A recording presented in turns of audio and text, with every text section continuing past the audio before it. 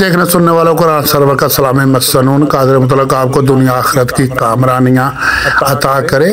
सारे दोस्तों से गुजारिश है कि चैनल को लाइक करें, सब्सक्राइब करें और शेयर करें। शुक्रिया जी। आज मैं दो तीन टॉपिक बड़े अहम हैं और बड़े इल्मी किस्म की आज के मेरी बात होगी और इसे ज़रा पूरा देखना।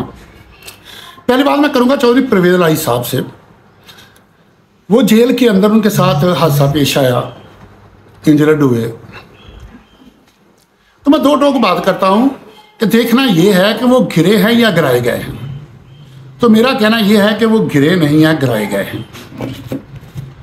और उसके लिए मैं अपनी पार्टी की आदत से भी कहता हूँ और अदारों से भी और हुकूमत से भी कहता हूँ, उनका री एग्जामिनेशन करवाएं। डॉक्टरों का एक बोर्ड हो जो दयानतदार डॉक्टरों पे मुश्तमिल हो, वो उनकी तमाम इंजरी का बगौर जायज़ा लेंगे, उनकी साख्त, उनकी डायरेक्शन, उनकी सिम्मत, उनकी कंडीशन वो चेक करेंगे। और ये जो डॉक्टर होते हैं ना, इनको एग्जामिनेशन का जो चैप्टर पढ़ाया जाता है बतौर लायर, मैंने उसको बड़ा बारीक बीनी से मैंने पढ़ा हुआ है। और अदालत में जब मैं क्लास एग्जामिनेशन करता हूँ ना डॉक्टर पे, तो बड़े मुदल्लिल होते हैं वो।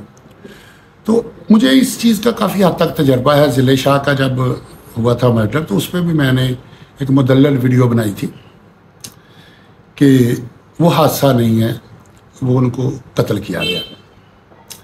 अच्छा, उसमें ये आएगा कि मेरे पास इससे हटके कुछ प्रूफ भी आए हैं जो मौजूदा हालात के मुताबिक वो प्रूफ मैं सामने पेश नहीं कर सकता, लेकिन मेडिकल ग्राउंड पे दलाइल जो है ना, उनसे मैं साबित कर सकता हूँ वो गिरे नहीं हैं, उनके लिए फिसलन की गई है और वो फिसले हैं और फिसलने की वजह से उनको चोटें आई हैं।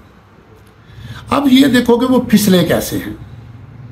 ये एक जेल हकाम का मनसूबा है कि वहाँ फिसलन की गई जिससे वो गिरे। इसमें मैं एक छोटी सी साहब को वाक़या बता देता हूँ और आप लोग इसको चेक करना चाहें तो कर लें। जो अरसा दराज जेलों में रहे हों, सजाए मौत के कैदी रहे हों, साल साल रहे, तो वो मेरी इस बात की तायद करेंगे। वहाँ जब कोई नया कैदी आता है ना, तो बाज़ औक़ात कभी कभार ऐसा होता है कोई नया आने वाला कैदी है ना, वो ख़ुद को बहुत बड़ा चौधरी समझता है, बड़ा फन्ने खां समझता है। और सजाए मौत में ये होता है, छोटा बड़ा कोई नहीं होता, सारे बराबरी की बुनियाद पर रहते हैं। और वहाँ एक ऐसी जगह है जहाँ इंसान जो है वो सारे के सारे बराबर होते हैं। तो जब कोई ऐसा बड़ा बनने की कोशिश करता है आगाज़ में, तो पुराने कैदी फिर क्या करते हैं कि वो वाशरूम में ना थोड़ा सा तेल गिरा के फिसलन कर देते हैं। वो जब जाता है तो गिरता है तो चोटें लगती हैं। तो फिर उससे दूसरों की ज़रूरत पेश आती है, दूसरों की मदद की, दूसरों के तावन की, सामान उठाने में, काम करने में उसको दिक्कत आती है, तो फिर उसकी तबीयत ठीक हो जाती है।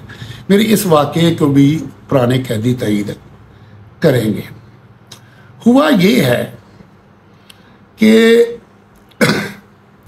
वहाँ फिसलन जो होती है ना जेल के अंदर, वो एक बड़े मखसूस सा छोटा सा वाशरूम होता है। वहाँ साबुन भी नीचे लगता है, शैम्पू भी लगता है। इससे हटके आमतौर पे वहाँ ना सरसों का तेल भी यूज़ किया जाता है, वो भी लगता है।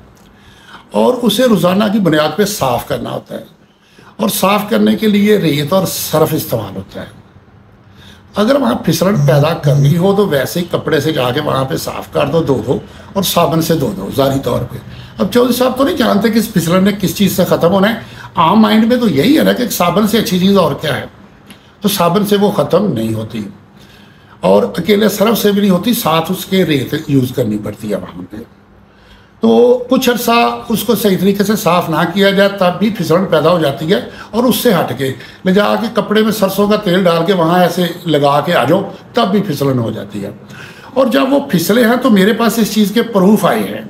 ये मैं प्रूफ वो कह रहा हूँ कि वो कैदी इतने गरीब है, वो लोग इतने हैं कि उनकी में इतनी सख्त या हिम्मत नहीं कि वो सामने आके गवाही दे सकें। और जो ही उनको हॉस्पिटल जाया गया तो फौरी तौर पर रेत और सर्फ से उसको साफ़ किया गया। और जितनी उनको ये चोटें आई हैं ना, अगर आदमी वैसे गिरता है तो नहीं आती, और जो गिरता है उसकी साखत, डायरेक्शन, सिम्मत, ये चीज़ें जो है ना वो अलग अलग होती हैं। और इसका वो करवा लें तो वो हो जाएगा। एक और बात भी करता हूँ, हकाम से मुतालबा करें कि उस वाशरूम का फॉरेंसिक करवाया जाए। फ्रांसिक से भी पता चलेगा कि यहाँ फिसलन थी या नहीं थी। ये बड़ी एक अहम बात मैं कर रहा हूँ कि फ्रांसिक से पता चल जाएगा कि वहाँ फिसलन थी या नहीं थी। और इससे अगला मैं एक प्रूफ और देने लगा हूँ।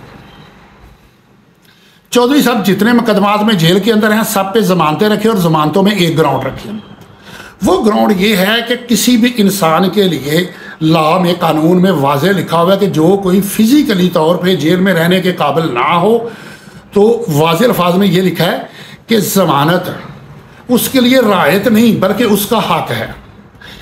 इस फिजिकली ग्राउंड पे रखी जाए ज़मानत के वो जेल में रहने के काबिल नहीं है, जिसका प्रूफ ये है कि वो जेल में गिरे और उनको चोटें आई हैं। तो वहाँ दो टोक वकला मौक़िफ़ अपनाएं कि या तो प्रोसिक्यूशन ये तस्लीम कर ले कि वो जेल वालों की गफलत की वजह से गिरे हैं और उनके खिलाफ कार्रवाई की गई है, ये कार्रवाई दिखा दे, ठीक है वो जेल में रहें।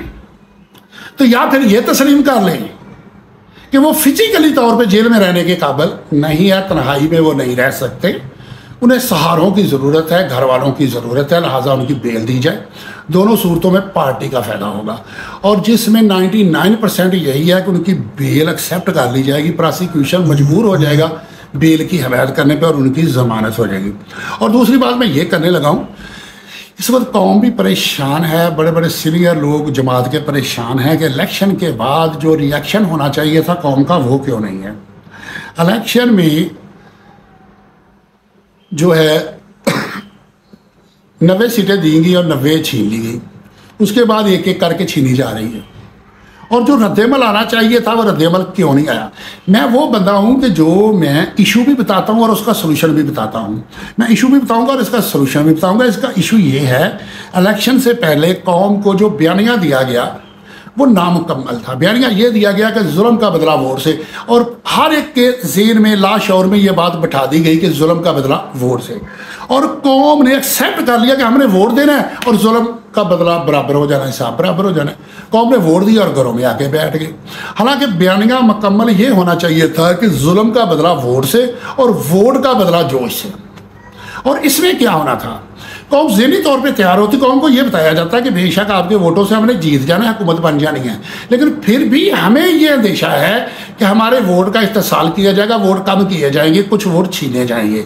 इसलिए कौम अपने अंदर ये जोश और जज्बा कायम रखे कि हमने वोट के लिए बाद जोश बकाया होना चाहिए और कौम को पुरजोश होना चाहिए, ताकि कौम वोट के साथ साथ अपने अंदर एक जोश भी रखती और इस इंतज़ार में होती और कहते कि वो इलेक्शन वाले दिन रात को हम प्लान देंगे कौम ने क्या करना है।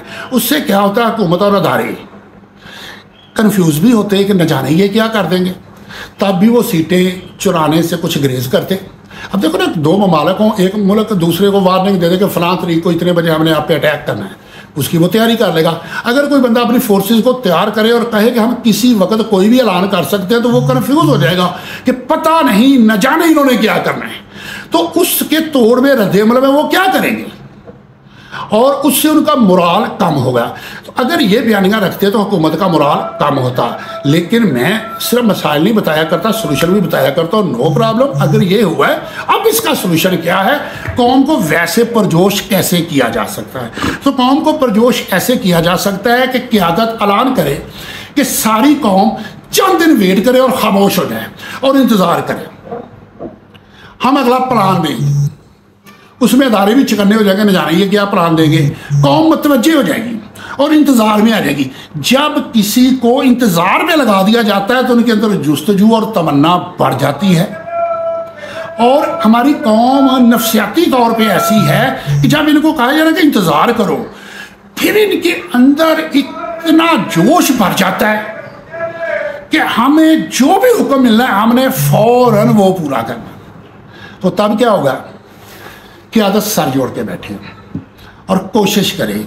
ये जो अलग अलग बयानियाँ आ रहे हैं ना, असद कैसर साहब कुछ कह रहे हैं, मरवत साहब कुछ कह रहे हैं, गौहर साहब कुछ कह रहे हैं, इन सब को ले जाया जाए एक बात पे। क्या है कि हफ्ते के बाद खान साहब से मुलाकात हो, सिर्फ ये बात रख ली जाए कि खान साहब का जो बयान आएगा और सारे मिल के मुलाकात करेंगे। और दूसरी बात ये है कि खान साहब दो लोग वहाँ से जो मौक़िफ़ देंगे सेम वही आगे बयान किया जाएगा और सारे उसकी तईद करेंगे। अगर किसी को अख्तलाफ हो तो वहाँ पे आके करें कि खान साहब ने ऐसे नहीं ऐसे कहा था, और वहाँ बल्कि वहाँ से निकल के ये पूरी अपनी कोर कमेटी का अजलास तलब करें, जूम मीटिंग करें और वहाँ रखें खान साहब का ये बयानिया है और उसको एक तहरीर दे के सारे सिग्नेचर करें, सिग्नेचर करके उसको अनाउंस करें। कुछ नहीं होता 2-4 दिनों से। जब कौम को हफ्ते का, 10 दिन का, 12 दिन का, 14 दिन का इंतज़ार कराया जाएगा, सारी कौम एक नुक्ते पे इकट्ठी होगी, किसके? क़यादत के हुक्म के इंतज़ार में। फिर क़यादत जब जो अनाउंस करेगी कौम वो करेगी। अब कौम जो है वो डबल माइंडेड है, किसी के ज़हन में कुछ है, किसी के कुछ है, किसी के कुछ है, कोई कुछ सोच रहा है, कोई कुछ सोच रहा है, सारे कन्फ्यूज हैं। तो एक तो ये होगा कि जितने दिनों का ये इंतज़ार करवाएंगे मुखालफ हुकूमती अदारे जो है ना, वो उतने दिन तक इनके ख़िलाफ़ किसी भी रिएक्शन से ग्रेज करेंगे कि पता नहीं इन्होंने क्या कर देना। और दूसरी रही बात ये कि हमारे मौजूदा लीडरों में से किसी से अदारे मिलते हैं, कोई इसमें कोई परेशान ना हो। मिलना कोई जुर्म नहीं है, सिर्फ मिशन और काज को नुकसान पहुँचाना जुर्म है। शेर अफजल मरवत साहब जो है ना, मेरे पास भी कुछ प्रूफ आए हैं कि किसी ना किसी तरीके से, किसी ना किसी दोस्त के जरिए, पता क्या होता है, जो बंदा बड़ा जज्बाती होता है ना, वो उतना कूल माइंडेड भी होता है। उसको जब प्यार से बात की जाती है ना, तो प्यार से, तहम्मुल से जब बातें की जाती हैं तो वो उनका एहतराम करता है। और उससे अदारे या कुछ ऐसे लोग जो इस चीज़ को रिपोर्ट करते हैं, वो ये समझ लेते हैं कि ये अदारों की मान रहा है। लेकिन जो अग्रेसिव बंदा होता है ना, जब वो पब्लिक के सामने आता है, फिर उसे किसी चीज़ की कोई याद नहीं रहती। अब लोगों ने फिल्मों में भी देखा, और फिल्म वाले जो है ना, वो हक़ाइक़ के मुताबिक ही स्टोरी बनाते हैं कि जो बंदा मेंटली तौर पे ज़रा वीक होता है ना, वो जिसे कहते हैं कि दिमाग के पुर्जे कम होना, जिसके दिमाग के पुर्जे कम होते हैं ना, उसको विलन जो है वो बड़ी स्टोरियाँ पढ़ाते हैं, समझाते हैं, लेकिन जब वो सामने आता है तो सच्चाई बता देते हैं। तो इसी तरह इस वक्त नॉर्मल बंदों की ज़रूरत नहीं है, नॉर्मल बंदों की ज़रूरत है कि जो कौम के सामने आए वो बिल्कुल सच बता दें और मरवत साहब पे यकीन करें। इस वक्त अगर कुछ ना कुछ पार्टी का नाम और नामूस है तो मरवत साहब की वजह से है। तो इसके अलावा और कोई सलूशन नहीं है कि कौम को इंतज़ार करवा के फिर इनको प्लान दिया जाए, और बड़े से बड़ा भी प्लान दोगे, सारी कौम से कहोगे ना कि पूरी कौम ने मुकम्मल यकजा होकर सब ने बाहर निकलना है, हर शहर में कौम बाहर निकल आएगी। और ऐसी कोई बात नहीं है। ये रमज़ान शरीफ में भी आप रात का ऐलान कर दे, कौम रात को सड़कों पे आ जाएगी, सारे नौजवान रात के अंधेरे में निकल आएंगे, हैं बाइकों पे इधर उधर घूम फिर रहे होंगे। और आगे भी रिपोर्टिंग जो है वो मीडिया पे नहीं, सोशल मीडिया पे हो रही है, और सोशल मीडिया पे भी रिपोर्ट आएगी। लेकिन ये छोटे छोटे कामों की बजाय दरमियान में थोड़ा सा वक्त दे, स्पेस दे के कौम को एक नुक्ते पे ले आए इंतज़ार के, और उसके बाद उनको हुक्म करें कि जुनूस तारा संभाल रखना, मेरे अंधेरों की फिक्र छोड़ो, बस अपने घर का ख्याल रखना। अल्लाह।